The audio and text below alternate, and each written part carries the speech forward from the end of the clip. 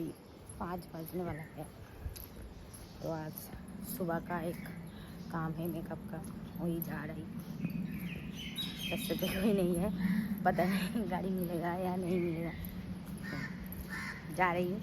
Tata, location पहुँच के फिर से बनाती हूँ। बाय। हेलो।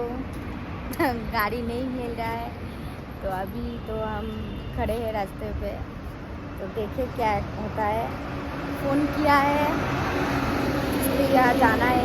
वो लोग बोल रहा है कि गाड़ी भेज रही है। तो अभी तो हम खड़े हैं, देखे कब तक आए,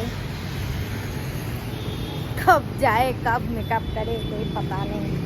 बहुत लेट हो चुका है। ऐसे भी 5:15 को जाना है, तो पहुँच तो जाएंगे टाइम से, लेकिन ठीक है, बाद में डालते। টাটা। কেমন লাগলো? আচ্ছা, তোমার কেমন লাগলো সেজে বলো। আমার খুব ভালো লেগেছে। আমি আবার সঙ্গীতা দিকে পরের বার বুক করব।